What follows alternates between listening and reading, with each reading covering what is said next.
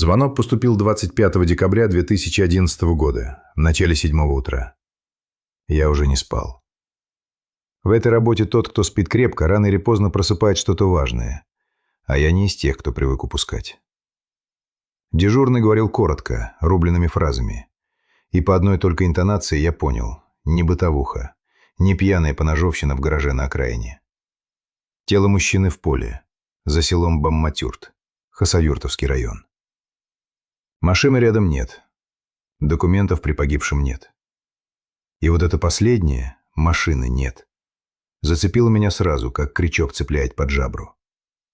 Я положил трубку, оделся за 2 минуты и выехал. Дело отписали мне в тот же час, без долгих согласований. У нас так. Если с утра в районе труп с признаками разбоя, его получает тот, кто способен довести до приговора, а не просто заполнить бумаги и сдать в архив глухарем. Я не из скромности это пишу. Я пишу это потому, что с первой минуты держа в голове одно – не описать преступление, а закрыть его конкретным человеком на конкретной скамье. Все остальное – детали по дороге к этой цели. Дорога до места заняла около часа. Декабрь в этих краях – это не снег и не открытки. Это серое выстуженное небо, голая земля, ветер, который тянет с предгорий и пробирает не до костей даже, а куда-то глубже. Я ехал и прокручивал в голове первое, что подумал. Таксист. Мужчина за рулем, которого нашли без руля. Сама эта картинка, водитель отдельно, его рабочая машина отдельно, уже была неправильной. Водитель и автомобиль в нашем деле почти всегда лежат рядом. Если их растащили, значит машина кому-то понадобилась больше, чем жизнь человека. А это уже не вспышка, не аффект. Это расчет. На месте уже стояли 2 патрульные машины и потрепанные Нивы оперативников. Поле было ровное, рыжее от мертвой травы, с редкими пятнами наледи в низинах. Тело лежало метрах в 30 от проселочной колеи, и к нему уже протоптали тропу. Это меня всегда злит, но в первые минуты после обнаружения людей не удержать. Я вышел из машины, и первым меня встретил оперуполномоченный. Местный, крепкий парень лет 30, Магомед Алиев. Лицо у него было собранное, без лишних эмоций. Хороший признак. С теми, кто бледнеет и отворачивается, толку в поле мало. Первое, что бьет в этом поле, не картинка, а тишина. Открытое пространство глотает звук без остатка. Ни собак, ни машин, ни голосов. Только ветер тянет по сухой траве с одной ноты на другую. В такой тишине понимаешь, почему место выбрали именно здесь. Человек мог кричать сколько угодно, его не услышал бы никто. И тот, кто его сюда привез, это знал заранее. «Кто обнаружил?» – спросил я вместо приветствия. «Чебан гнал отару на дальний выпас, увидел», – сообщил через участкового, – ответил Алиев. «Стоит вон там, у машины. Пожилой человек, держится». Я прошел к телу, ступая точно по уже проложенной тропе, чтобы не плодить лишних следов. И сразу включил то, что во мне работает помимо воли. Я не смотрю на труп как на ужас. Я смотрю на него как на текст, который кто-то написал, думая, что я не сумею прочитать. Моя задача – прочитать. Погибший лежал лицом вниз, в темной куртке и джинсах. На ногах городские ботинки, не для поля. Эти ботинки говорили громче всего. Человек не пришел сюда сам по этой мерзлой грязи в такой обуви. Его привезли. Эксперт, сухощавый мужчина в очках, Расул Гасанов, уже работал рядом на корточках. Толковый специалист, из тех, что говорят мало и по существу. «Что скажешь?» Я присел рядом. «Множественные колото-резанные», — отозвался он негромко, не отрываясь от работы. «Орудие — нож. Следы борьбы есть. Вот, посмотри на кисти. Защищался. Время смерти ориентировочно ночь, ближе к утру предыдущих суток. Сутки с небольшим он тут лежит». Я смотрел на руки погибшего. На кистях характерные повреждения, какие остаются, когда человек в темноте, на холоде, голыми пальцами хватается за лезвие, потому что больше схватиться не за что. Я видел такое не впервые. И каждый раз эти руки говорят не одно. Он сопротивлялся. Он не сдался. Он до последнего хотел жить. Это не делает работу легче. Это делает ее обязательной. Натурализма я себе не позволяю даже в мыслях. Не с брезгливости, а потому что эмоция размывает картинку. А мне нужна резкость. Я фиксировал сухо, как фиксирует протокол. Положение тела, расположение повреждений, отсутствие верхней одежды нараспашку, значит, нападение было быстрым, неожиданным. Карманы вывернуты, ни телефона, ни кошелька, ни документов. Чисто. Слишком чисто для того, чтобы это была случайная ссора. «Машина», — сказал я, поднимаясь. «Где машина?» «В том и вопрос», — Алиев подошел ближе. «По первым данным, погибший работал в такси. Если так, автомобиля нет, забрали». Вот оно. Я выпрямился и оглядел поле целиком, медленно, по кругу. Преступник всегда оставляет себя в выборе места. Это поле выбрали не случайно. До трассы – прилично. До села – прилично. Ни одного окна, из которого было бы видно. Сюда нельзя забрести. Сюда нужно приехать осознанно, зная, что свидетелей не будет. Тот, кто привез сюда человека, либо знал эти места, либо хорошо их разведал. И он не паниковал. Паникер бросает тело у дороги, где первый же фонарь его выдает. Этот отвез в темноту, в пустоту, туда, где земля сама прячет. Я подошел к колее. Грунт был подмерзший, но в одном месте, где днем раньше, видимо, чуть подтаяло на солнце, отпечатался след протектора. Широкий. Легковой автомобиль. Машина заезжала и разворачивалась. Вот дуга разворота. Значит, преступник приехал на машине самой жертвы, сделал свое дело и уехал на ней же. Аккуратно, без суеты. Развернулся и уехал в город, как обычный водитель, закончивший смену. «След зафиксировать. Слепок. Все по полной», – распорядился я. «И прочешите поле по расширяющейся спирали. Нож он мог выбросить здесь же. Такие иногда избавляются от орудия сразу, не хотят вести его с собой». Цепи прочесали поле до самой кромки кустарника. Ножа не нашли. Не нашли и ничего из вещей погибшего, ни единой мелочи, которую обронил бы спешащий человек. И это сказало мне больше, чем сказала бы любая найденная улика. Он не спешил. Он не убегал в панике, теряя на ходу. Он отработал и спокойно ушел. Преступник без суеты, самый опасный. Его не подгоняет страх, его подгоняет только аппетит. А аппетит, в отличие от страха, не проходит сам собой. Он возвращается. Я направился к пожилому свидетелю. Он стоял у своей старой машины, опираясь на капот. Сухой, жилистый человек лет 70, в овчинной куртке и войлочной шапке. Лицо обветренное, спокойное, но глаза выдавали. Увиденное за утро легло на него тяжестью. Я подошел, чуть сбавил шаг, придержал интонацию. С таким человеком резкий тон неуместен, да и бесполезен. «Доброе утро. Я веду это дело», — сказал я. «Простите, что приходится вас задерживать на холоде. Как вас по имени-отчеству?» «Хизри Магомедович», — отозвался он негромко. «Хизри Магомедович, присаживайтесь, пожалуйста, в машину. Там теплее. Я подойду к вам туда». Я открыл перед ним дверцу его же автомобиля и придержал ее. «Не торопитесь. Расскажите так, как сами помните». Он опустился на сиденье, помолчал, собираясь, и заговорил. Гнал отару затемно, еще до рассвета. Собака забеспокоилась, потянула в сторону от тропы.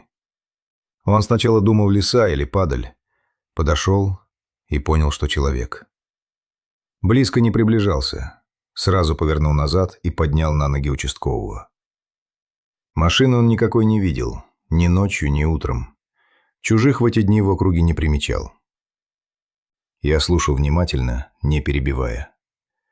Старик говорил по делу, без выдумок, без той суетливой болтливости, которой грешат свидетели, желающие казаться важными. Такому веришь. «Спасибо, Хизри Магомедович», — сказал я, когда он закончил. Вы сделали все правильно, что не тронули и сразу сообщили. Вас отвезут, дадут согреться. Если вспомните что-то еще, мелочь, звук, свет фар вдалеке, попросите участкового связать вас со мной. Иногда самая малая деталь весит больше всего остального. Пока эксперты заканчивали на поле, я уже отдавал первые распоряжения по машине. В нашем деле автомобиль – это не просто похищенное имущество. Это сам преступник, только в железе. Он на нем приехал, на нем уехал, на нем поедет снова. Я распорядился поднять данные по всем машинам, числящимся за погибшим, разослать ориентировку по постам, по соседним районам, по выездам из республики. Параллельно поработать с диспетчерами частного извоза. Кто принимал последний заказ, на какой адрес, с какого номера звонили. Телефон погибшего исчез, но звонок мог остаться в чужой памяти. У диспетчера, у напарника, у того, кто слышал, как Мурат называл адрес, уезжая в ночь. К полудню личность погибшего начала вырисовываться. По ориентировке, по приметам, потому что в районе сутки как не выходил на связь один из водителей, работавших в частном извозе. Я не любитель спешить с опознанием. Слишком дорого стоит ошибка, когда чужой семье говорят чужое горе. Но все сходилось. Мужчина 29 лет, местный. Работал на своей машине, брал заказы и по телефону, и с руки. Уехал в ночь на последний вызов и не вернулся. Жена начала обзванивать больницы еще до того, как мы нашли его в поле. Звали его Мурат Сулейманов. И как только имя легло в дело, человек в поле перестал быть для меня телом и потерпевшим по протоколу. Он стал Мурадом. Тем, кто в ту ночь сел за руль, чтобы заработать на семью, и принял свою машину последнюю в жизни пассажира. Я стоял над его делом и думал не о жалости. Жалость следствию не помогает. Я думал о том, что кто-то набрал его номер или махнул ему рукой на обочине. Сел на заднее сиденье, говорил с ним. Может, шутил, спрашивал дорогу. И все это время уже знал, что повезет этого человека в темноту. Эта холодная расчетливость и есть то, во что я вцепился в тот день и больше не отпускал. Уже тогда на промерзшем поле под Баматюртом у меня сложилось 3 факта, которые я записал в блокнот ровными строчками. Первое. Жертва – водитель, и пропала его машина. Это не убийство из мести и не ссора. Это убийство ради автомобиля и того, что было при человеке. Второе. Место выбрано с умом. Преступник знал, куда вести, и не боялся. Третье. Он умеет нападать внезапно и доводить до конца, несмотря на сопротивление. Так чисто с первого раза обычно не выходит, и эта мысль не давала мне покоя сильнее остальных. Я закрыл блокнот и еще раз оглядел поле. Рыжее, пустое, выстуженное декабрьским ветром. Где-то в городе, среди десятков тысяч людей, ходил сейчас человек, у которого в кармане лежал чужой телефон, а в гараже стояла чужая машина. Он считал, что вышел сухим. Он не знал, что я уже взял его след. И с этой минуты вопрос был не в том, найду ли я его. Вопрос был только в том, сколько у меня времени, прежде чем он сядет в чью-то машину снова. Новый год прошел так, как проходит у меня всегда, за рабочим столом. Праздник для тех, у кого нет на руках открытого дела. У меня оно было. Пока город отсыпался после застолий, я по 2-му и 3-му кругу прогонял все, что осталось от первого эпизода. Машина Мурада Сулейманова словно растворилась. По ориентировке ни одного отклика. Ни на постах, ни на штрафстоянках, ни у перекупщиков. И это молчание само по себе было ответом. Автомобиль не погнали продавать первый же день, очертя голову. Его спрятали, выждали. За такой выдержкой стоит не сорвавшийся пацан, а человек, умеющий ждать. А тот, кто умеет ждать, всегда опаснее того, кто спешит. Я зацепился за последний заказ. Диспетчер частной службы вспомнила немного. Вечером того дня Мураду Сулейманову передали вызов. Голос мужской, спокойный. Адрес назвал на окраине, к самому выезду из города. Номер, с которого звонили, оказался оформлен на потерянный паспорт. Пустышка, симка на чужое имя, давно выброшенная. Опять чисто. Я смотрел на эту частоту и понимал. Меня водит не любитель. Любитель оставляет за собой грязный след, звонит со своего телефона, светится на камерах, болтает лишнее. Этот заранее подумал о каждой мелочи. Он заказывал машину как обычный пассажир, и в этом была вся его сила. Жертва сама подъезжала к нему, сама открывала дверь, сама везла его туда, куда он скажет. Я запросил детализацию по той симке и привязку к вышкам связи. Не ради чуда. Чудес в нашем деле не бывает. А ради географии. Телефон жил недолго и звонил мало. Но даже эта скупая россыпь точек кое-что давала. Звонок-вызов прошел через вышку на той же окраине, которой потом погнали и саму машину. Значит, преступник не приезжал в город откуда-то издалека под каждый случай. Он был отсюда. Он жил, ел, спал где-то в этом же радиусе и отсюда же выходил на дело. Симка после дела замолчала навсегда. Ее выбросили, как выбрасывают все, что отслужило. Это снова был не страх, а дисциплина. И эта дисциплина бесила меня и подстегивала одновременно. Чем аккуратнее работает противник, тем слаще момент, когда находишь ту единственную нитку, спрятать которую он забыл. Второй звонок раздался в первых числах января 2012 года. И прежде чем дежурный договорил, я уже знал, что услышу. Тело мужчины. Безлюдное место в Хасавюртовском районе. Машины рядом нет. Я положил трубку и несколько секунд сидел неподвижно.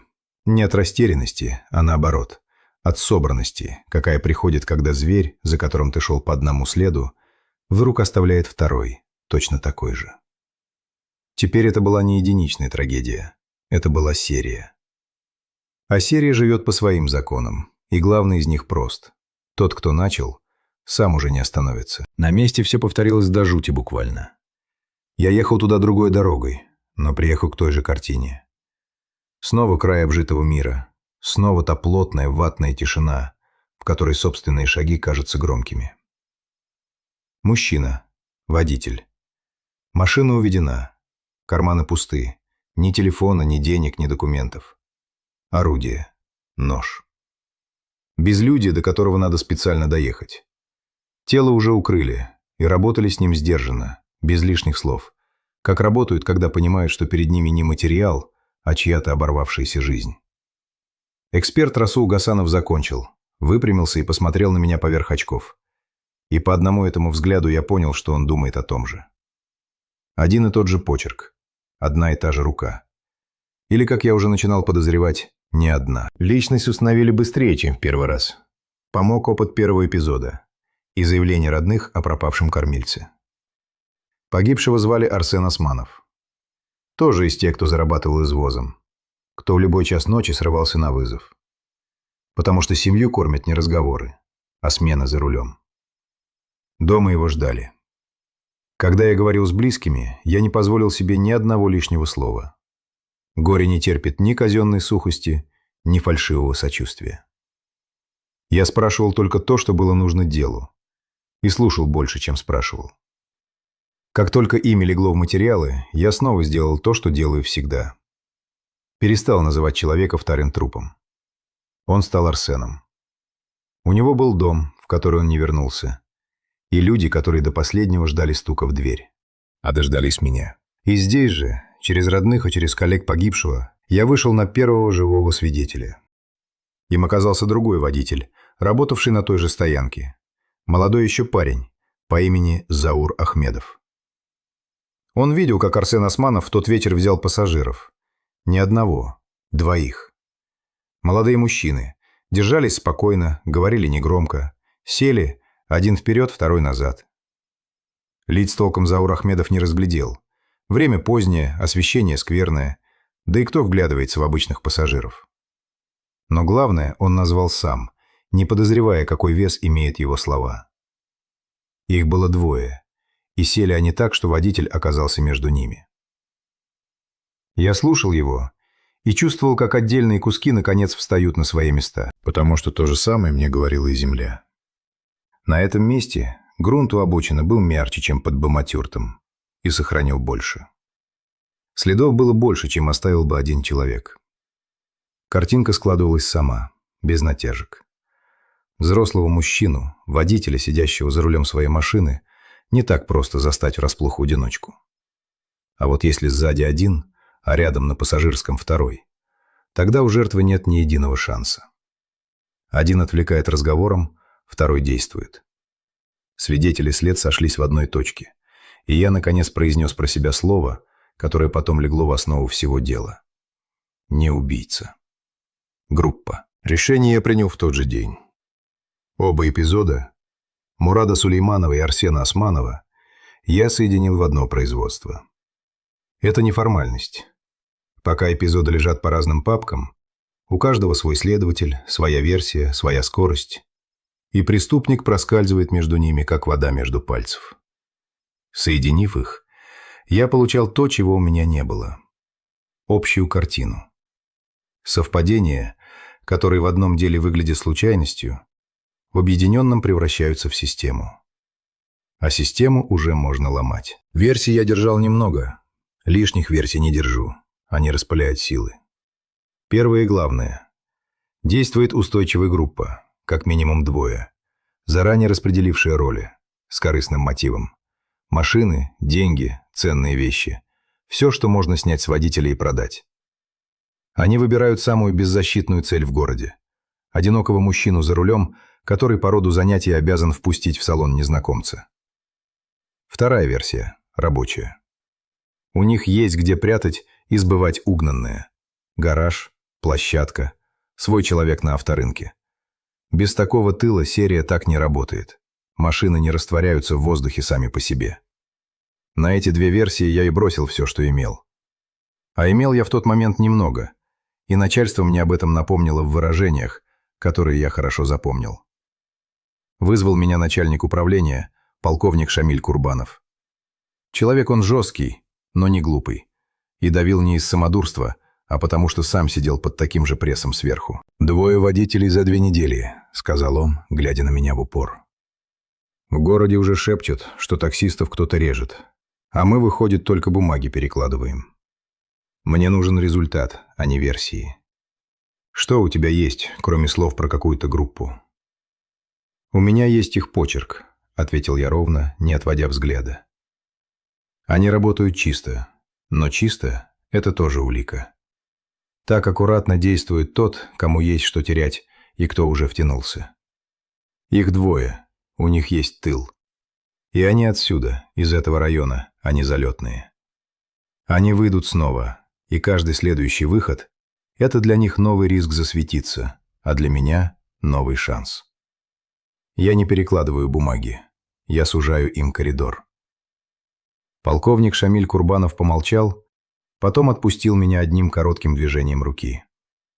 Давление давлением, а спорить с логикой он умел не хуже моего, и я начал сужать. Оперативная группа под руководством Магомеда Алиева легла на авторынке и площадке перекупщиков. На тех, кто берет машины без долгих вопросов, кто перебивает номера и меняет документы. Подняли всех, кто за последний месяц интересовался скупкой битых или срочных автомобилей по заниженной цене. Параллельно я держал на контроле детализацию связи, теперь уже по обоим эпизодам, ища пересечения. Одни и те же вышки, одни и те же соты, любой телефон, который в обе роковые ночи оказывался рядом и с городом, и с безлюдьем. Ориентировки по 2 похищенным машинам разослали уже не только по республике, но и по соседним регионам, по выездам, по всем направлениям, куда вообще можно угнать машину. Я понимал, где-то эти 2 автомобиля стоят прямо сейчас. И тот, кто их прячет, рано или поздно захочет превратить железо в деньги. В этот самый момент он и сделает первую ошибку. Город, между тем, уже жил этим страхом. Слухи в таких местах бегут быстрее любых сводок. И к середине января водители частного извоза начали сами себя беречь. Отказывались от ночных загородных заказов, переставали брать незнакомцев к самому выезду из города, перезванивали родным, называя адрес, куда едут. Меня это и радовало, и тревожило. Радовало, потому что напуганная жертва осторожнее, а значит, у преступников сужается выбор. Тревожило, потому что загнанный в угол не отступает, а меняет повадки. Если им перестанут попадаться легкие цели в городе, они либо затаятся, либо станут брать наглее и рискованнее. И то, и другое означало, что времени у меня остается все меньше. Я перестроил работу под одну задачу – не ждать третьего тела, а перехватить их на сбытие. Распорядился взять под негласное наблюдение те несколько площадок, где в нашем районе можно было пристроить машину без лишних вопросов. Зарезал на себя любую информацию о появлении автомобилей, похожих по приметам на похищенные. Перебитый номер, свежая перекраска, спешка продавца, цена ниже всякого здравого смысла. Каждое утро начиналось у меня с одного и того же. Я раскладывал перед собой 2 эпизода, 2 карты, 2 списка изъятого и пропавшего. И искал ту единственную точку, где их линии пересекаются. Я знал, что она есть. 2 людей не могут дважды выйти в ночь, забрать 2 машины и не оставить ни одной общей ниточки. Так не бывает. Нужно было только найти ее раньше, чем они выйдут в 3-й раз. Я не строил иллюзий, что поймаю их завтра. Моя уже видел контур. 2. Корысть. Способ, отработанный до автоматизма. И аппетит, который, как я и говорил полковнику, сам собой не пройдет. Я знал, что они выйдут на охоту снова. Вопрос был только в том, успею ли я затянуть петлю раньше, чем в очередном безлюдном поле появится 3-й человек, которого я опять не успел спасти. Эта мысль не отпускала меня ни днем, ни ночью. И она же гнала меня вперед жестче любого начальственного окрика. После 2-го убийства я почти перестал бывать дома. Не из геройства, просто понимал арифметику.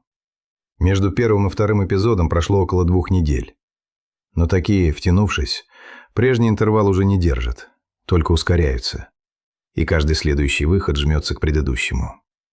Значит, 3-й – вопрос считанных дней. Я гонял оперативную группу по площадкам.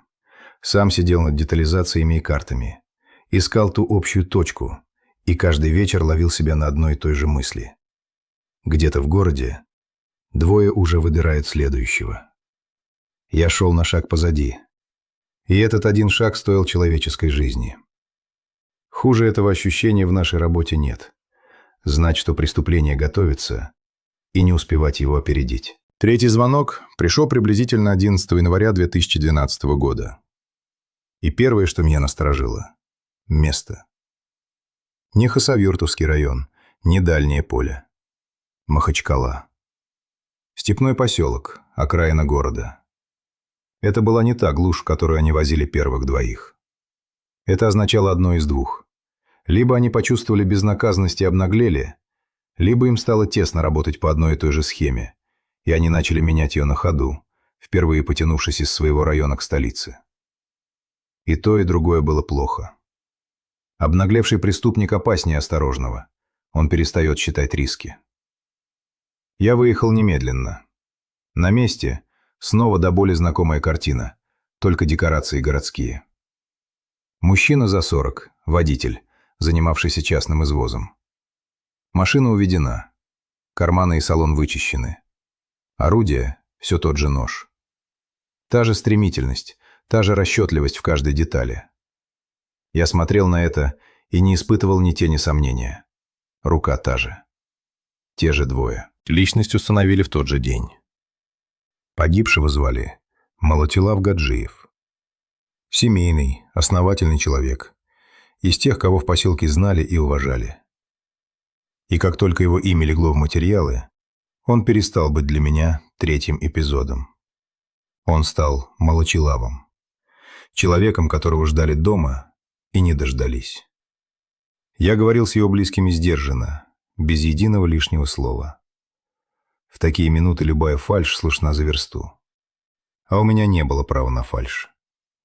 У меня было право только на то, чтобы найти тех, кто это сделал. Степной поселок встретил меня настороженной, недоброй тишиной. Здесь, в отличие от поля, у трагедии были соседи. Люди стояли поодаль, переговаривались полголоса. И в их взглядах читался не только испуг, но и тяжелый невысказанный вопрос.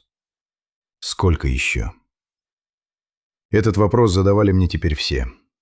Начальство, газеты, незнакомые люди на улице. Малачилав Гаджиев был для них не сводкой. Он был тем, кого помнили живым еще вчера. Как здоровался, как подвозил, как держал слово. Я ходил по этому месту и впитывал каждую мелочь. Расположение, освещение. Откуда видно, а откуда нет. Куда выходит дорога. Город устроен сложнее поля. И эта сложность вполне могла обернуться против самих преступников. Я искал, чем именно. И здесь же, разбираясь в его жизни, я наткнулся на деталь, от которой насторожился не на шутку. Малачилав Гаджиев на законных основаниях владел оружием. Нарезным карабином Сайга. Он держал его не для разбоя, а для себя. Охотился. Да и время было тревожное. По городу уже шел слух, что водителей кто-то убивает, и многие стали брать с собой хоть что-то. Так вот, карабина не было. Его забрали вместе с машиной и вещами. И это меняло все. До этой минуты я охотился на двоих с ножом. Теперь на двоих, у которых появилось огнестрельное оружие. В деле, к статьям об убийстве и разбое, прибавилась еще одна. Статья 222 Уголовного кодекса. Незаконный оборот оружия. Но меня тревожила не статья. Меня тревожило то, что с этого дня любая встреча с ними, для моих оперативников, для случайного человека на улице, могла закончиться выстрелом. В тот же вечер я собрал оперативную группу и сказал прямо, без смягчений. С этой минуты исходим из того, что объекты вооружены огнестрельным оружием и готовы его применить. Никакой самодеятельности, никаких задержаний в одиночку, никакого геройства. Я не собирался менять 3 убитых водителей на своего оперативника. Карабин в руках людей, которые уже трижды переступили черту, это не трофей. Это приговор любому, кто встанет у них на пути неподготовленным. Взять их нужно было не отважно, а грамотно. Внезапно, числом. Не дав им и доли секунды на то, чтобы дотянуться до оружия. Это требовало времени и точности. А времени, как всегда, не хватало. И все же именно этот 3-й эпизод, самый опасный, дал мне то, чего не дали 2 первых. Они вышли из своей спасительной глуши в город. А город – это не молчаливое поле, которое прячет. Город смотрит. Город помнит. На окраинах, на выездах, на заправках. Везде есть глаза, которых не было под бомбатюртом. И эти глаза начали говорить. Первой заговорила камера. На одном из выездов в сторону окраины удалось поднять запись, на которой машина погибшего шла из города в поздний час. За рулем силуэт водителя. И в салоне не пусто. Качество было скверным, лиц не разобрать. Но мне не нужны были лица. Мне нужно было подтверждение, и я его получил. Водителем машины был не один. Картинка, которую до этого мне рисовали только следы до слова свидетеля, впервые легла на запись. 2. Они существовали не в моей версии. Они существовали в кадре. За этим кадром стояла не удача, а работа. Мои люди обошли все, что в городе способно хоть что-то записать. Заправки, магазины, посты, частные камеры над воротами. Большую часть записей к тому времени уже затерли по кругу. Что-то не работало вовсе, но из обрывков мы собрали направление. Машина Малачилава Гаджиева в ту ночь шла из поселка к окраине. К такому же безлюдью, в какое они до этого возили первых 2. Только теперь это безлюдье лежало под самым боком у города. Маршрут лег на карту и совпал с тем, что подсказывала логика. Они не импровизировали. Они снова везли человека в заранее выбранную точку. Просто на этот раз поленились отъехать подальше, и эта лень обернулась для них первой настоящей уликой. А следом заговорило то, над чем я бился все эти недели. Связь. Когда у тебя 3 эпизода, 3 ночи, 3 точки в городе и 3 точки в безлюдье, ты накладываешь их детализации одну на другую и ищешь пересечение. Один телефон, который оказывался рядом и там, который жил в нужном районе, выходил в эфир в нужные ночи и замолкал, когда все было кончено. И он нашелся.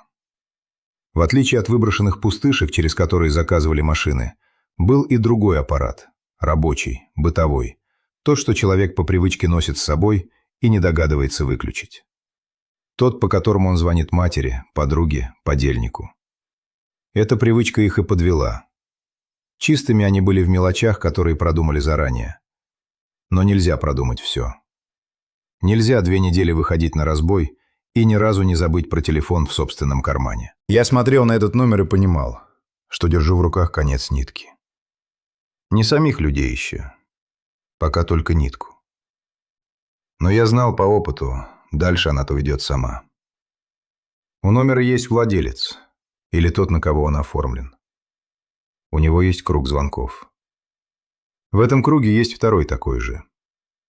2, которых я искал, наконец перестали быть тенями. У них появлялись очертания, район, связи, привычки.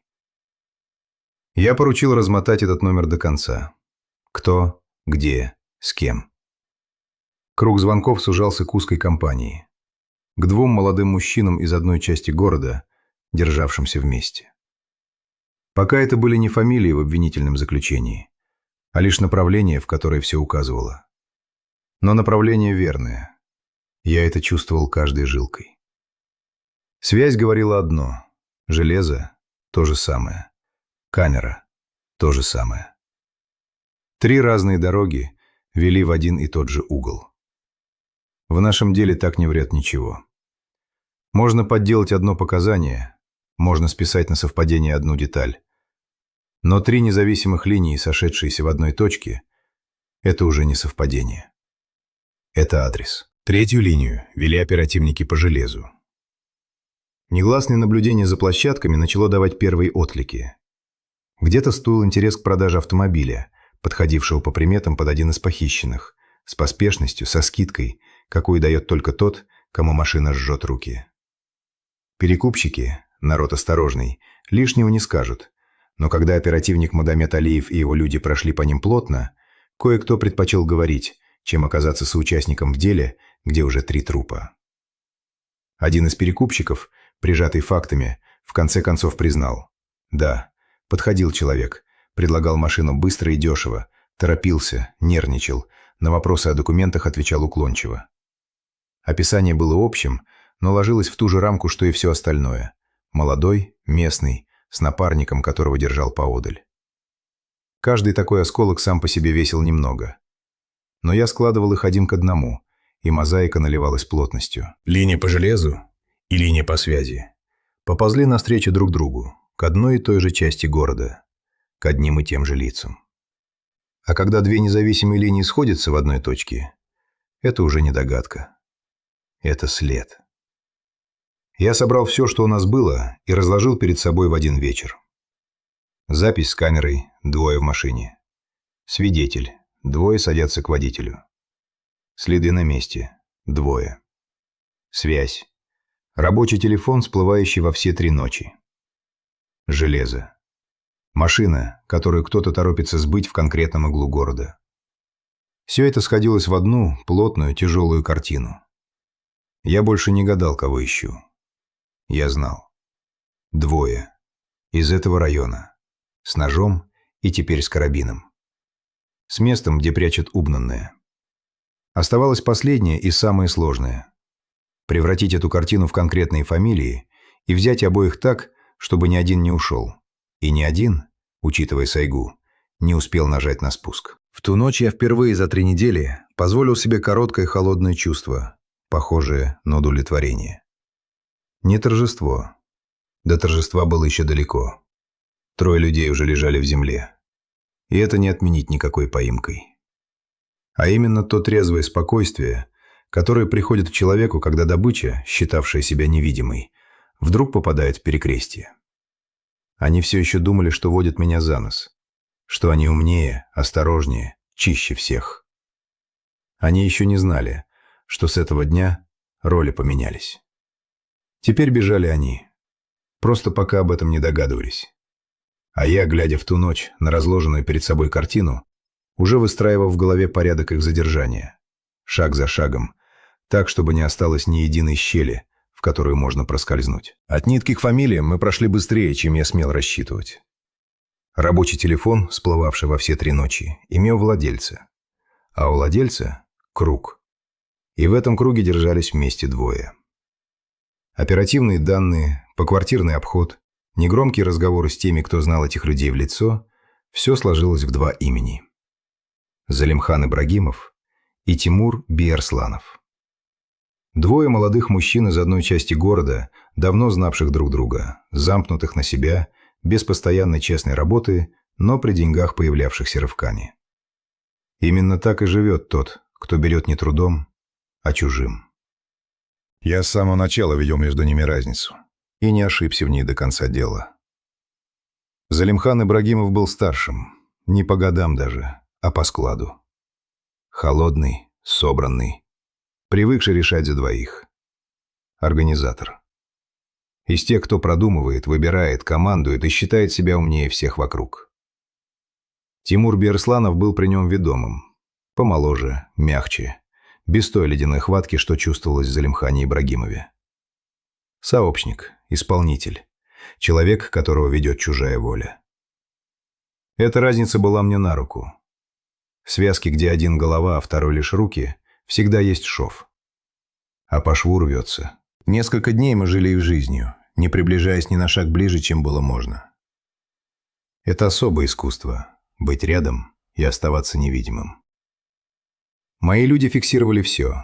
Во сколько выходят, куда, с кем встречаются, как ведут себя на людях. И чем дольше я смотрел, тем яснее видел подтверждение своей догадки. Залимхан Ибрагимов задавал тон. Тимур Биарсланов подстраивался. Старший шел первым, младший на полшага позади. Старший говорил, младший слушал. Даже в мелочах сквозила эта иерархия, и я мысленно вбивал ее в основу будущего разговора с каждым из них. Знать, кто перед тобой, еще до того, как он открыл рот, это половина успеха в допросе. Дальше началась самая кропотливая часть – установить за ними распорядок, не спугнув. Где живут, куда ходят, на чем ездят, где держат то, что прячут от чужих глаз. Спешить было нельзя. Я слишком хорошо помнил про карабин Сайга. Один неверный шаг, одно поспешное задержание на улице, и человек, который 3 убивал без колебаний, не задумается нажать на спуск. Поэтому я держал группу на коротком поводке. Смотреть, фиксировать, ждать. Брать только тогда, когда у нас будет полная картина. И когда мы сможем сделать это так, чтобы ни у Залимхана Ибрагимова, ни у Тимура Биарсланова не осталось ни мгновения на сопротивление. Картину дало железо. Наблюдение и работа по площадкам вывели нас на укромное место. Двор, гараж на отшибе, куда чужие не заглядывали. И там стоял автомобиль. Один из похищенных. Я приехал посмотреть на него сам. И это была не сентиментальность. Это была необходимость убедиться лично. Машина, в которой еще недавно живой человек вышел на свою последнюю смену, стояла теперь в чужом гараже, с прицелом на то, чтобы ее перебить, переклеить и продать. Номер на ней уже тронули. Они готовили ее к сбыту. Медленно, осторожно, как делали все. Это и был тот самый ход, которого я ждал с первого дня. Железо потянуло их за собой и вывело прямо ко мне. Картина с гаражом достроила то, что прежде я лишь предполагал. Стало ясно, как устроен их промысел.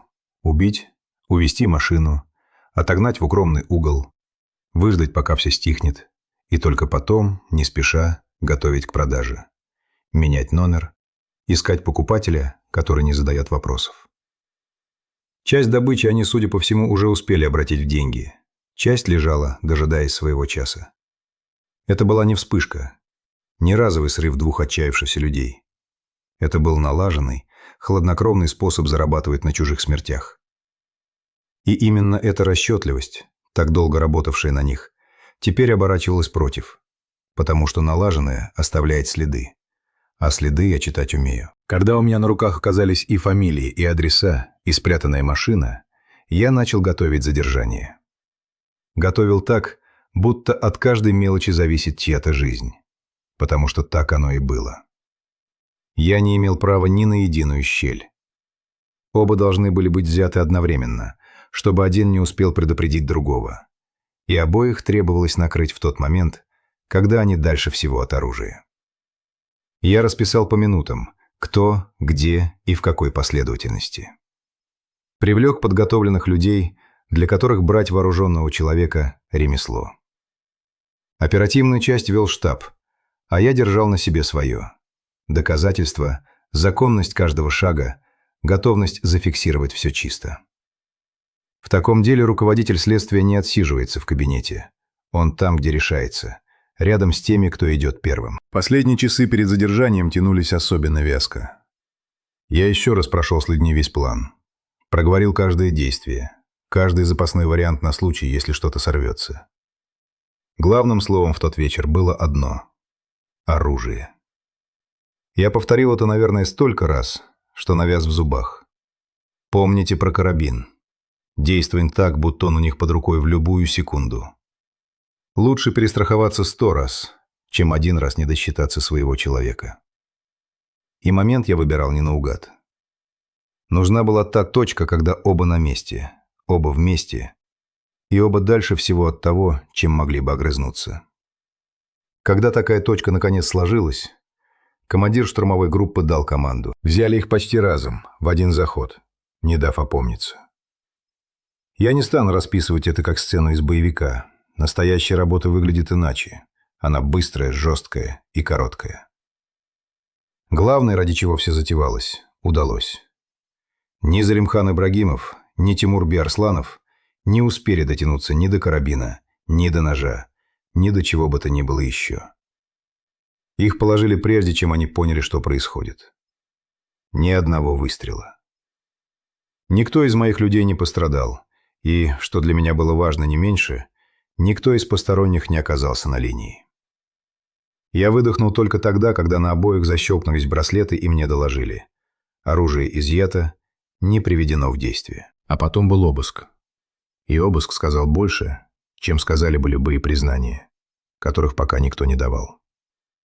Карабин Сайга, тот самый, что принадлежал Молочелаву Гаджиеву, нашелся там, где его прятали хозяева-самозванцы. Нашлись телефоны, которые когда-то лежали в карманах живых людей. Нашлись золотые украшения. Не их, чужие. Снятые из тех, кто уже не мог их носить. Нашлись документы погибших. Паспорта, права. Бумаги, которые человек носит при себе и которые после смерти превращаются в немых свидетелей. Заодно это в деле появлялась еще статья о похищении документов. Но я смотрел не на статьи. Я смотрел на эти вещи и видел за каждой из них лицо. Мурада Сулейманова, Арсена Османова, Молочелава Гаджиева. Преступники хранили трофеи. Они всегда хранят трофеи. И эта жадность, эта неспособность расстаться с чужим, в итоге накрепко привязала их к каждому из убитых. Каждый вещь мы описали, упаковали и зафиксировали так, чтобы потом ни один защитник не смог заявить, будто улика взялась из воздуха. Я знал. Впереди экспертизы. И именно они превратят эти молчаливые трофеи в неопровержимые доказательства. Первые реакции задержанных я читал жадно. В первые минуты человек выдает о себе больше, чем потом за 10 допросов. Залимхан Ибрагимов держался так, как я и предполагал. Каменное лицо, ровное дыхание, ни тени паники. Он молчал, смотрел в одну точку и явно уже выстраивал внутри линию защиты. Такой не сломается от первого удара. Он будет все отрицать, цепляться за каждую формальность, требовать доказательств и испытывать меня на прочность. Я даже отметил про себя без злости, по-деловому. С этим придется повозиться. Он сильный противник. Тем интереснее. А вот Тимур Биарсланов выдал себя сразу, хотя не сказал еще ни слова. Его подвело тело. Бегающий взгляд, который никак не мог найти, за что зацепиться. Пальцы, не находившие покоя. То, как он коротко взглядывал на Залимхана Ибрагимова, словно спрашивая, что теперь делать, и не находил ответа.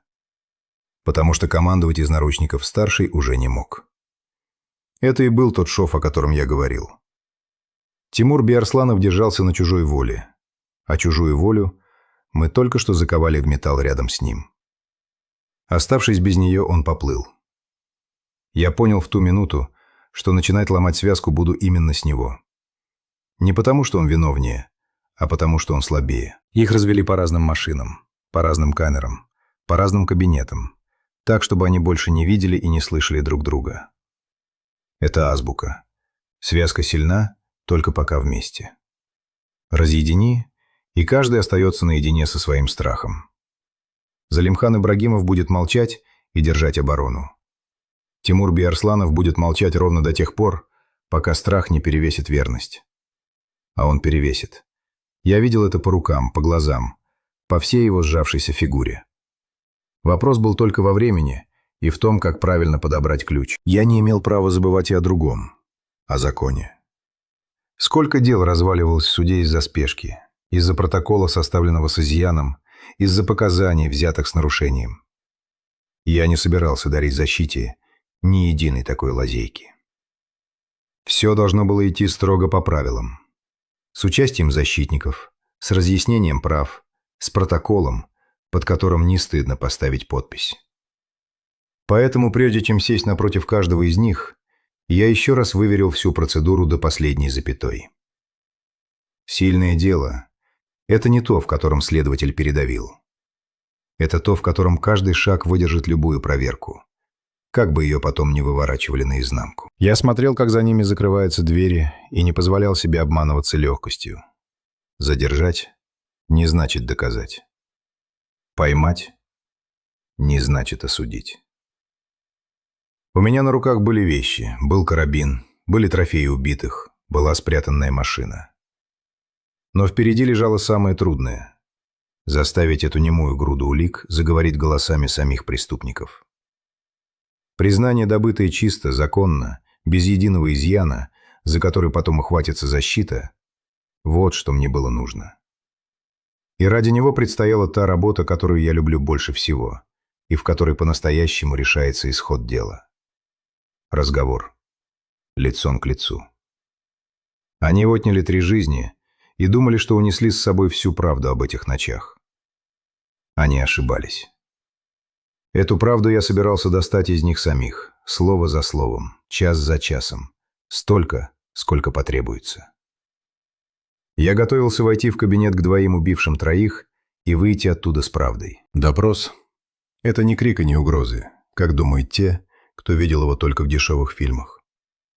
Допрос – это шахматы, в которых у тебя есть только слова, терпение и знание человека напротив. Я сел за эту партию, имея на руках сильные фигуры. Карабин, трофеи убитых, спрятанную машину, связь, свидетеля. Но выигрыш в виде чистого законного признания еще предстояло взять. И я знал, с кого начну. Не с сильного. С того, у кого дрожали руки. Кто-то скажет, начни с главаря. Сломаешь голову, рассыпется и все остальное. На деле все наоборот. Главарь силен именно тем, что держит связку. Бить в самое крепкое место, терять время и силы. Я бью туда, где тоньше. Слабый расскажет, и тогда у сильного не останется выбора, кроме как признать уже сказанное. И еще одно, я держал в голове твердо. Все чисто. Никакого давления через край, никаких обещаний, которых не сдержу, ни единого слова неправды, которое потом обернется против дела. Я собирался переиграть их, а не сфабриковать. Это разные вещи, и разница между ними – это разница между приговором, который устоит, и приговором, который рассыпется на первой же жалобе. Но сначала, для порядка и для собственного понимания, я зашел к старшему. Залимхан Ибрагимов сидел ровно, руки на столе, взгляд спокойный, почти скучающий. Защитник рядом, права разъяснены, все как положено. Я не спешил выкладывать козыри. В первой встрече мне нужно было не сломать его, а измерить. «Расскажите, чем вы занимались в конце декабря и в начале января?» – начал я спокойно. «Ничем», – обронил он. «Дома был. Ничего не зная ни про каких водителей. Это вы мне должны доказывать, а не я вам рассказывать». «Никто и не просит вас себя оговаривать», – ответил я. Я прошу рассказать, где вы были. Обычный вопрос обычному человеку. Только обычные люди отвечают на него, не задумываясь. А вы выбираете слова. Залимхан Ибрагимов чуть прищурился, но не дрогнул. Я выбираю слова, потому что знаю, как вы их потом перевернете. Значит, вам есть что переворачивать, заметил я и сменил тему, не дав ему закрепиться. Грамотно. Он знал свои права и держал глухую оборону. На каждый мой вопрос короткое «не знаю», «не был», «докажите». Я не давил. Я смотрел, слушал, запоминал интонации, паузы, то, на каком слове он чуть напрягается. Так изучает противника перед тем, как поставить капкан. Через полчаса я поднялся.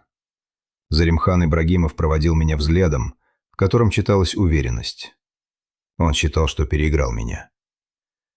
Пусть считает. Мне это было только на руку. Я шел к тому, кто сломает его за меня. Тимур Биарсланов сидел в другом кабинете и был полной противоположностью старшего. Он не находил себе места.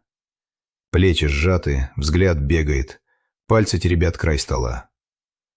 Защитник при нем, права разъяснены. Здесь я тоже не позволил себе ни одного шага в сторону от закона. Я сел напротив, помолчал, давая тишине поработать. Молчание в кабинете давит на виноватого сильнее любых слов. «Тимур», — сказал я, наконец, негромко и без нажима, — «я не буду тебя ни в чем убеждать. Я просто расскажу тебе, что у меня есть. А ты сам решишь, как с этим жить дальше». И я начал выкладывать. Не все сразу, по одной карте, давая каждой осесть. Карабин Сайга, изъятый там, где вы его прятали. Вещи погибших, найденные при вас. Машина в гараже. Твой телефон, который в каждую из тех ночей был и в городе, рядом с водителем, и потом, там, в безлюдье. Свидетель, видевший, как двое садятся в машину. Запись, где в салоне не один человек. Я говорил ровно, перечисляя факт за фактом, и смотрел, как с каждым из них Тимур Биарсланов оседает все ниже. «Я ничего», — выдавил он, но голос сорвался, и он сам это услышал. Я не торопил. Дал ему услышать собственную ложь, прокатиться по ней до конца и упереться в стену. Иногда лучший союзник следователя — это молчание и время, в которые виноватый сам понимает, что слова у него кончились, а факты нет. «Тимур, посмотри на меня». Я подался чуть вперед. «Я знаю, что ты не голова в этой паре. Я вижу человека напротив насквозь. Это моя работа. Решал не ты. Но машину вел к месту не он один. И в той машине сидели двое. Сейчас вы оба молчите. Но молчать вечно не выйдет. И первым заговорит сильный. Тот, кто привык все решать. Он переложит на тебя ровно столько, сколько сможет. Подумай, кем ты хочешь оказаться в этом деле? Тем, кто рассказал правду сам, или тем, на кого ее повесили? Это был тот самый ключ. Я не лгал ему. Лгать на допросе я не люблю. Потом это выходит боком. Я просто назвал вещи своими именами.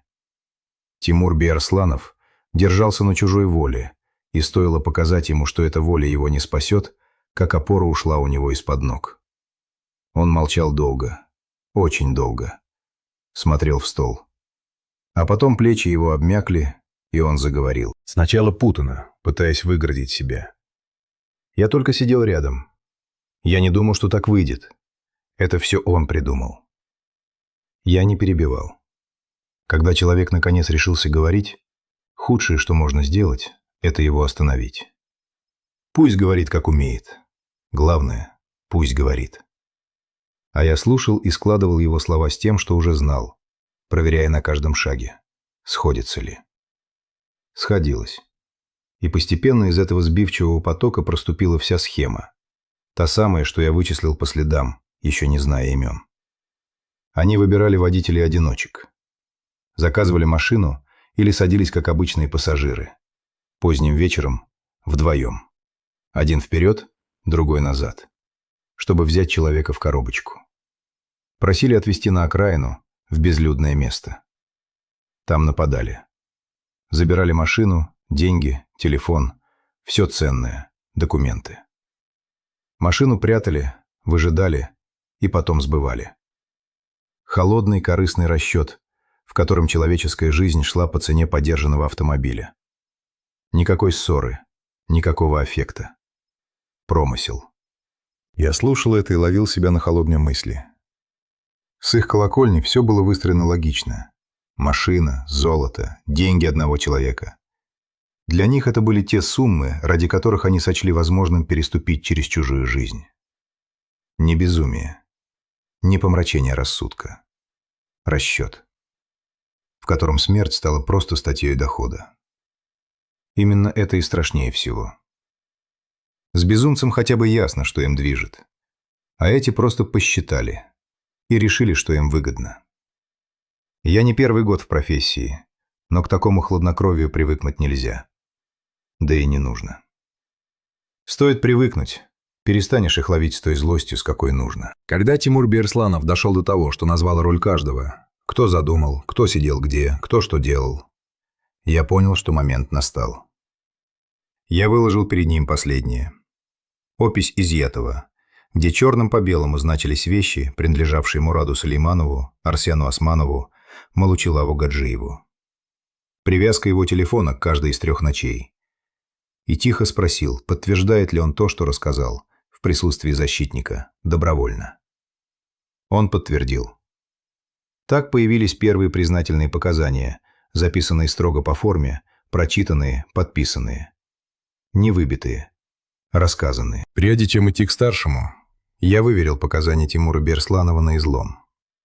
Сопоставил каждую деталь с тем, что давало место происшествия, с описью изъятого, с привязкой телефонов к 3 ночам. Признание ценно не само по себе. Мало ли, что человек наговорит под грузом минуты, спасая себя. Оно ценно тогда, когда ложится на улики без зазора, когда подтверждается тем, чего обвиняемый знать заранее не мог. Здесь оно ложилось. И только убедившись в этом, я взял его слова и пошел с ними к Залимхану Ибрагимову. С этими показаниями я вернулся к Залимхану Ибрагимову. И вот тут партия пошла иначе. Он по-прежнему держал лицо, но я видел, внутри уже работает счетчик. Я не стал злорадствовать. Это лишнее, это слабость. Я просто положил перед ним факты и слова его подельника. «Ваш напарник все рассказал», — сказал я. «Кто придумал, кто командовал, кто где сидел. Карабин у нас, вещи погибших у нас. Ваша машина в гараже у нас. Связь, свидетель, запись – все у нас. Вы человек не глупый, Залимхан, и сами видите расклад. Можете молчать дальше. Только молчание теперь работает не на вас. Оно работает на ту версию, которую уже рассказал он». «Он сваливает все на меня», — наконец произнес Залимхан Ибрагимов, и это были первые честные слова, которые я от него услышал. «Нет», — ответил я спокойно. Он рассказал, как было. А как было, подтверждает каждый предмет на этом столе.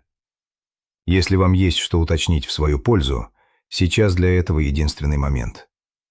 Позже будет поздно. Позже за вас все решит суд по тем бумагам, что уже собраны». Залимхан Ибрагимов долго смотрел на лежащие перед ним бумаги. Я почти физически чувствовал, как он просчитывает варианты и не находит ни одного выигрышного.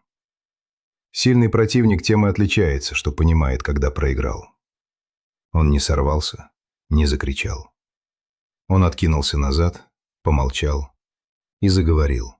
Сухо, без раскаяния. Как человек, признающий не вину, а лишь то, что его переиграли. Он подтвердил главное – и план, и роли, и корыстный мотив. Детали 2 показаний легли одна к другой почти без зазора. А там, где зазор оставался, у меня были экспертизы, которым еще предстояло сказать свое слово. Признание Залимхан Ибрагимов дал так же холодно, как до того отрицал. Без сожаления. Без единого взгляда в сторону тех, кого они лишили жизни. Я не ждал от него раскаяния и не получил его. Раскаяние – не моя забота. Моя забота – правда и срок, который последует за ней. Каяться или нет, ему предстояло уже не в моем кабинете и не передо мной. Я вышел из кабинета не с торжеством. 3 людей этим было уже не вернуть. Я вышел с тем трезвым, тяжелым удовлетворением, какое дает только доведенная до конца работа. Я не повысил голос ни разу. Не нарушил ни одной буквы закона.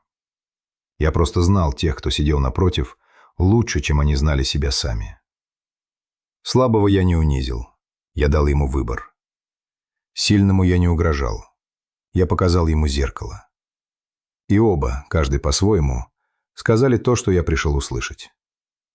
Оставалось закрепить их слова железом доказательств, так, чтобы ни один суд, ни одна апелляция уже не смогли это пошатнуть. Признания у меня были. Теперь им нужен был фундамент, который не размоет ни время, ни самый дотошный защитник. Признание – это начало доказывания, а не его конец. Тот, кто думает иначе, рано или поздно смотрит, как его дело разваливается в суде. Слова, сказанные в кабинете, можно потом взять назад, объявить вынужденными, переписать заново. Поэтому, получив показания Залимхана Ибрагимова и Тимура Биарсланова, я взялся за то, что отозвать уже нельзя, за доказательства, которые говорят сами, без участия воли обвиняемого. Весь остаток зимы и почти весь 2012 год ушли на эту кропотливую невидную работу. В ней нет погони захватов. В ней есть экспертизы, протоколы, сверки, тома, которые растут на столе один за другим. Но именно она решает, устоит приговор или рассыплется. Первой я ждал судебно-медицинскую экспертизу по всем 3 погибшим. Эксперты работали тщательно, и заключения, когда легли мне на стол, подтвердили картину, которую я выстроил еще на местах.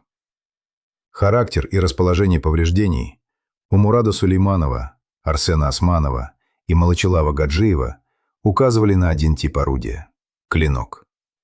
Механизм, последовательность, прижизненность – все описывалось сухим, точным языком медицины, без единого лишнего слова. И в этой сухости было больше веса, чем в любых эмоциях. Заключения отвечали на главные вопросы. Что стало причиной смерти?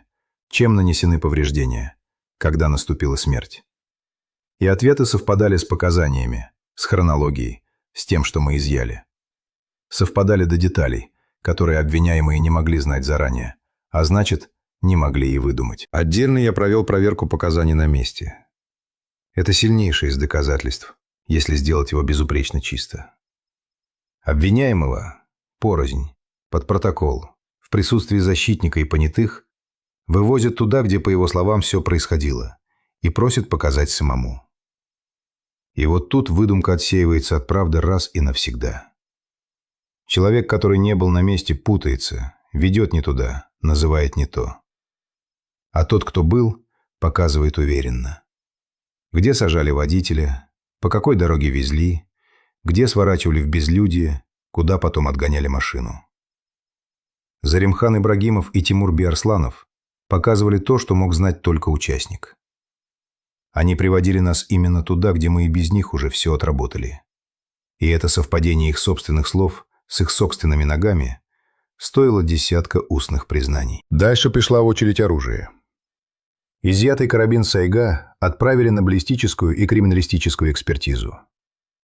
Нужно было доказать не просто то, что это оружие.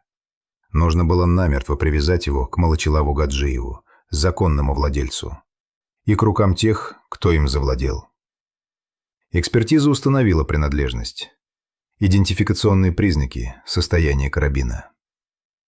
По бумагам он значился за погибшим. По месту обнаружения – за теми, кто его прятал.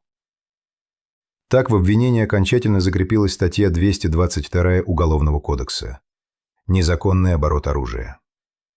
Оружие, которое могло превратить любое следующее их преступление в расстрел, легло теперь вещественным доказательством под нужным номером. Отдельная и очень важная линия – дактилоскопия и следы. Дактилоскопическая экспертиза работала по изъятым автомобилям, по вещам погибших, по всему, к чему преступники прикасались, считая, что прикасаются к своему. Отпечатки пальцев – упрямая вещь. Их можно не оставить, если думать об этом каждую секунду. Но 2 недели подряд, эпизод за эпизодом, думать об этом невозможно. И они не уследили. Следы их рук легли там, где им быть не полагалось. На чужих машинах, на чужих вещах. Трассологические исследования сомкнули круг. Следы обуви, следы протекторов, все то, что я фиксировал еще на промерзших полях, обрело, наконец, конкретных хозяев. Каждая экспертиза сама по себе была кирпичом, а я выкладывал из них стену, через которую не перелезть. Не обошлось и без исследования биологических следов. Там, где была борьба и работа клинком, бесследно не проходит ничто. Остаются микрочастицы, следы, которые невооруженным глазом не увидеть, но которые современная экспертиза вытягивает на свет. Эти следы, изъятые с вещей и из машин, увязали конкретных людей с конкретными эпизодами, помимо их воли и помимо их слов. Биология не лжет, и показаний не меняет. Она просто есть или ее нет. У меня она была. И ложилась она в ту же картину, что и все остальное. Параллельно с экспертизами шла другая работа, без которой дело было бы лишь грудой бумаг. Работа с семьями погибших. Это самая тяжелая часть нашего ремесла, и я никогда не перекладывал ее на других. Я считал себя обязанным смотреть этим людям в глаза. У Мурада Сулейманова, у Арсена Османова, у Малучилава Гаджиева остались родные. Те, для кого все эти тома были не доказательной базой, а вырванным куском жизни. Я говорил с ними сдержанно, не обещая того, чего не мог обещать, и не пряча того, что обязан был сказать. Я не позволял себе ни казенной черствости, ни наигранного сочувствия. И то, и другое такие люди чувствуют мгновенно. Я просто делал свое дело и давал им понять. Тех, кто это сделал, нашли, и они ответят по всей строгости. Большего я дать не мог. Вернуть им то, что у них отняли, не в силах ни один следователь и ни один суд. Я помню один такой разговор с близкими одного из погибших. Они не кричали, не требовали, не искали виноватых среди живых. Они только хотели понять, как такое вообще стало возможно. Человек поехал на работу и не вернулся. Я отвечал на их вопросы прямо, насколько позволяла тайна следствия. Я не утешал пустыми словами. Это было бы оскорблением их горя. Я сказал лишь одно. Те, кто это сделал, установлены, изобличены и пойдут под суд. И я сделаю все, чтобы они получили по заслугам. В таких разговорах нельзя обещать вернуть погибшего. Можно обещать только справедливость. И эту справедливость я был обязан довести до конца. Ради них в том числе. И горе я нес с собой, но не позволял ему мутить работу. Сочувствие, перешедшее в слепую ярость, плохой помощник. Оно толкает на спешку, на упрощение, на желание додавить любой ценой. А любая цена в нашем деле – это потом лазейка для защиты. Поэтому свою злость я держал в узде и переплавлял не в крик, а в точность. Лучшее, что я мог сделать для семей Мурада Сулейманова, Арсена Османова и Малучилава Гаджиева, это собрать дело так, чтобы приговор не дрогнул ни в одной инстанции. Когда доказательная база сложилась, передо мной стал вопрос квалификации. Как назвать содеянное на языке закона? И здесь я не сомневался ни минуты. То, что совершили Залимхан Ибрагимов и Тимур Биарсланов, было не цепочкой отдельных убийств, а деятельностью банды. Закон понимает под бандой устойчивую вооруженную группу, созданную для нападений на людей. Все это было налицо. Устойчивость. Они действовали вместе не однажды, а раз за разом, по отработанной схеме. Вооруженность. У них имелось оружие, и они его применяли, а после завладели и карабином. Цель. Нападение ради наживы. Поэтому в основу обвинения легла статья 209 Уголовного кодекса. Бандитизм. Это была не натяжка ради красивого слова. Это была суть того, чем они занимались. Вокруг этой главной статьи выстроились остальные, каждый на своем месте. Статья 105. Убийство. По каждому из 3 эпизодов, с теми отягчающими признаками, которые делают деяние особо тяжким. Совершенное группой лиц по предварительному сговору, из корыстных побуждений, сопряженное с разбоем. Статья 162. Разбой. Потому что нападения совершались именно с целью завладеть чужим имуществом. Статья 222. Незаконный оборот оружия. Статья 325. Похищение документов. Ведь у каждого из погибших забрали и личные бумаги. Я выписывал эти статьи полностью, по правилам, в каждом процессуальном документе, потому что за каждой из них стоял конкретный человек и конкретная беда. И сокращать их до букв и цифр я считал неправильным. Месяцы работы спрессовались в многотомное дело. Я перечитывал его не раз и не два, придирчиво, словно я не следователь, а самый враждебный адвокат, ищущий хоть одну прореху. Где показания, там и подтверждающая их экспертиза. Где экспертиза, там и вещественные доказательства. Где вещественные доказательства, там и протокол его изъятия, составленный без изъяна. Я искал слабое звено и не находил его. Каждый эпизод стоял на нескольких независимых опорах разом. Признания, экспертизы, изъятые вещи погибших, оружие, следы, данные связи, показания свидетелей. Выбей одну опору, остальные удержат. Именно так и должно быть собрано дело, которое идет в суд по статье о бандитизме и грозит обвиняемым самым строгим наказанием. К тому времени защита уже пробовала расшатать показания. То одно объявлялось данным под давлением, то другое предлагалось истолковать иначе. Я был к этому готов. Именно поэтому я с самого начала строил дело не на словах, а на том, что словам не подвластно. Можно отказаться от признания. Нельзя отказаться от собственных отпечатков на чужой машине. От карабина, убитого в своем пеньяке. От биологических следов. От телефона, который сам без хозяина рассказал, где был в ту ночь.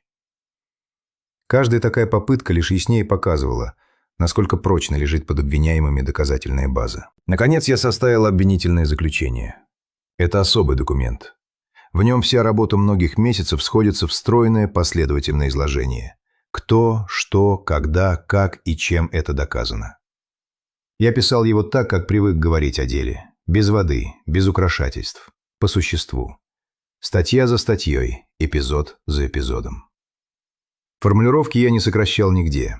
Писал часть 2 статьи 209, пункты статьи 105, полными словами, так, как это потом зачитывают в зале суда, чтобы звучало весомо и ясно, без сухих обрубков. Под ним стояли уже не мои догадки, а доказанные факты.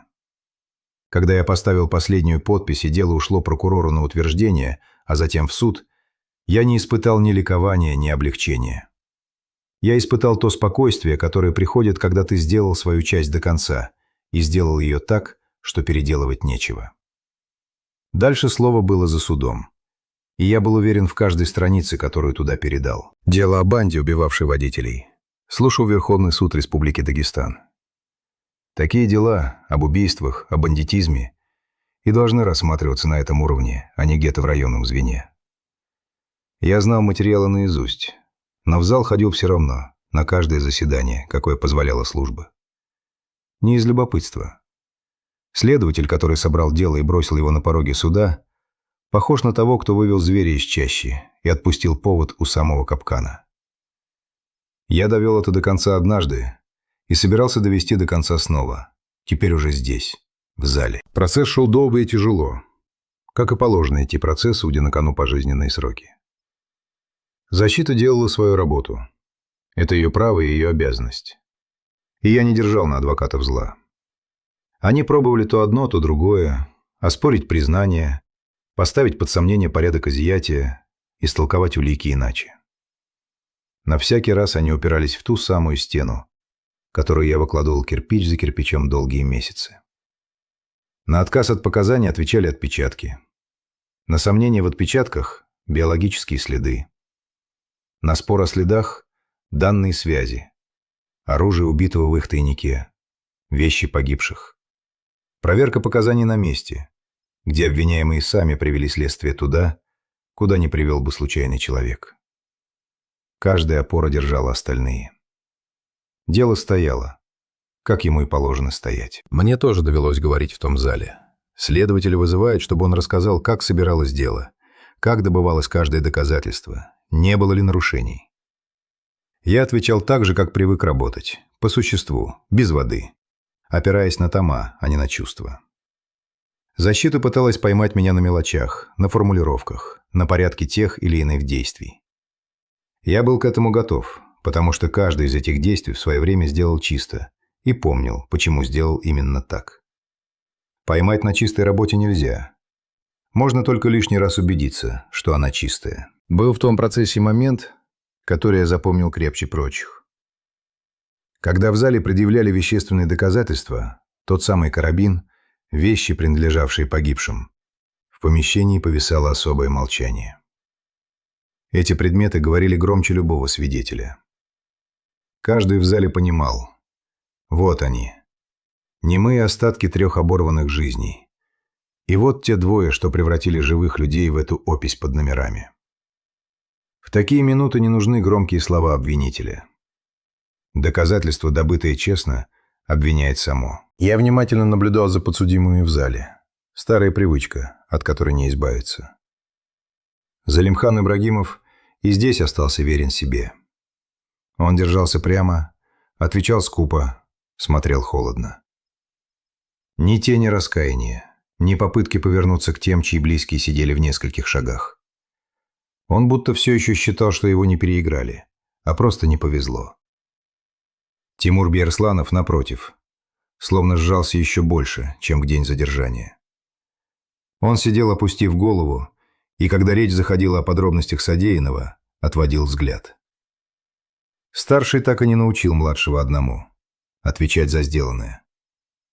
Впрочем, теперь их этому учил уже не старший, а закон. В зале были родные погибших.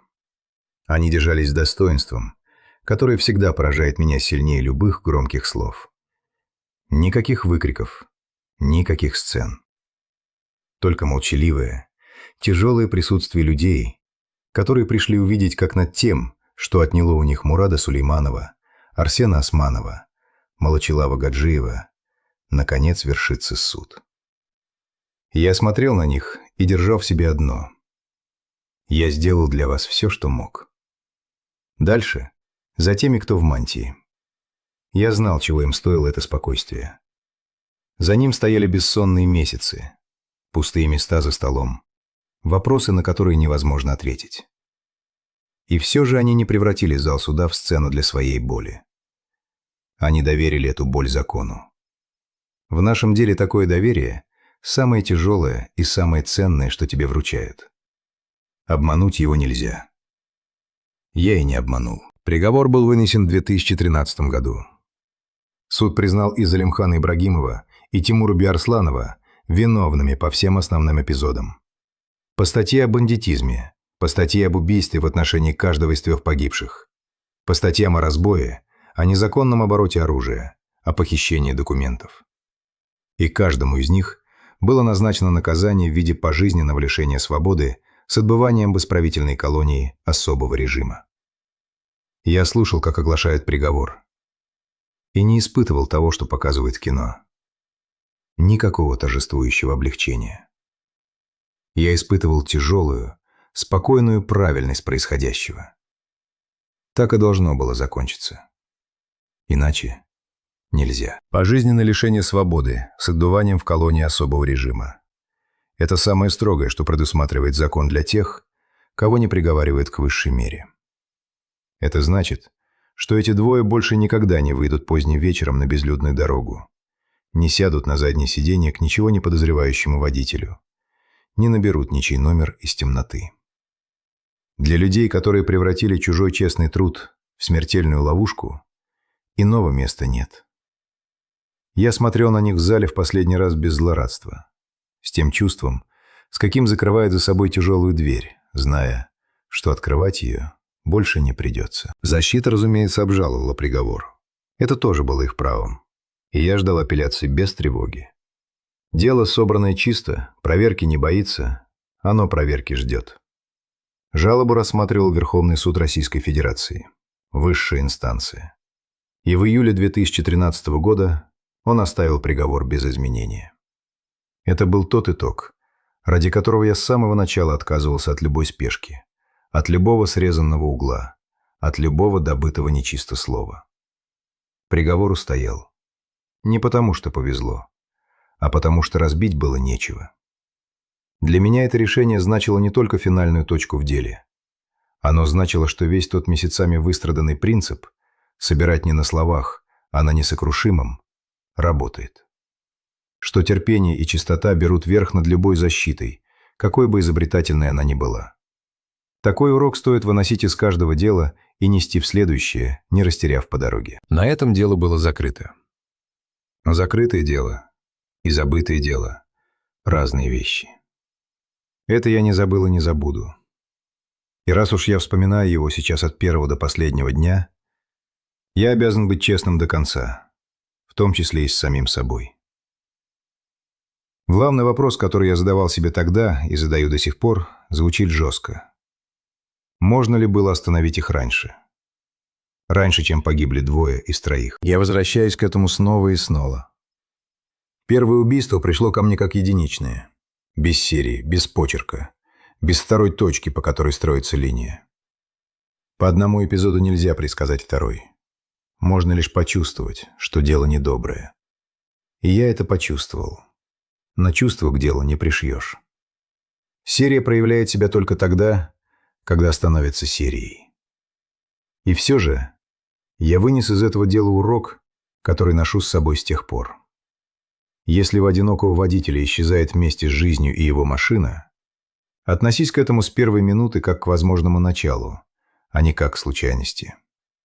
Не жди второго тела, чтобы поднять на ноги соседние районы, чтобы бросить силы на связь, на сбыт, на угнанное железо. Между первым и вторым у меня были дни. Возможно, очень немного дней. Я распорядился ими так, как умел тогда. Сегодня я распорядился бы ими быстрее. Был второй урок. Не про скорость, а про границы. Эти 2 работали и в районе, и в городе, перетекая через административные межи, которые для нас, людей в погонах, иногда значат больше, чем должны. Преступнику все равно, чей это участок.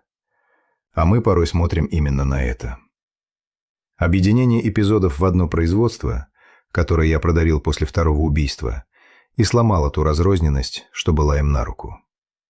С тех пор я не жду, пока кто-то сверху прикажет соединить похожие дела. Похожий почерк в соседнем районе для меня повод снять трубку самому. Сегодня же, а не через 2 недели и еще одно тело. Я не позволяю себе тонуть в этом «можно было бы». Это пустое чувство. Оно ничего не воскрешает. И только разъедает того, кому еще работать. 3 не вернуть. Это не моя вина и не моя заслуга. Это сделали 2, что сидят теперь пожизненно. Моя часть была в другом. Не дать им уйти. Не дать стать 4-му, 5-му. Не дать делу рассыпаться и выпустить их обратно. Эту часть я выполнил. И в этом единственное спокойствие, которое мне положено в таких делах. Не радость. Спокойствие сделаны до конца работы. Водители снова стали брать ночные заказы за город. Перестали оглядываться на каждого позднего пассажира. Вернулись к обычной своей работе, в которой и без того хватает риска. Мало кто из них знал имена Залимхана Ибрагимова и Тимура Биарсланова. И еще меньше подробности того, как их вычислили и взяли. Так и должно быть. Страх ушел из города тихо, незаметно. Так же тихо, как приходит спокойствие, которое люди со временем начинают принимать за нечто само собой разумеющееся. А оно никогда не разумеется само собой. За каждым таким возвращенным покоем стоит чья-то доведенная до конца, невидимая чужому глазу работа. Иногда меня спрашивают, что я чувствую, когда такие, как эти 2, получают пожизненное. Отвечу честно. Я чувствую, что мир в этот день стал чуть правильнее устроен. Где-то живут люди, которые однажды поздним вечером сядут за руль, возьмут пассажира и вернутся домой. И они никогда не узнают, что эти двое уже не выйдут на дорогу им навстречу. Они не узнают моего имени, не узнают этого дела. И это нормально. Нашу работу и делают для того, чтобы ее плодов никто не заметил.